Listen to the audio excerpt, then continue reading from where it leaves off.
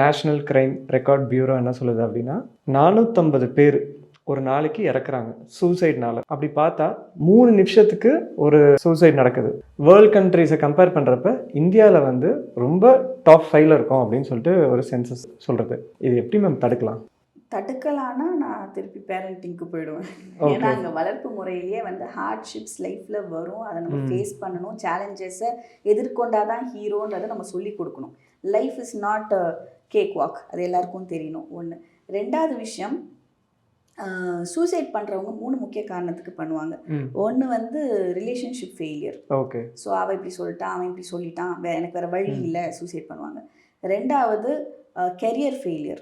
நான் என்னமோ நினச்சி படித்தேன், பட் அதில் எனக்கு ஓப்பனிங்கே இல்லை, நான் சம்பாதிக்கவே இல்லை, என் ஃப்ரெண்ட்ஸ் எல்லாம் சம்பாரிச்சிட்டு போயிட்டாங்க. மூணாவது வந்து இந்த கிரெடிட் கார்டு, இல்லாட்டி இப்போ லேட்டஸ்ட் வந்து ரம்மி, இந்த ஆன்லைன் கேம்ஸ், அப்புறம் ஷேர் மார்க்கெட்.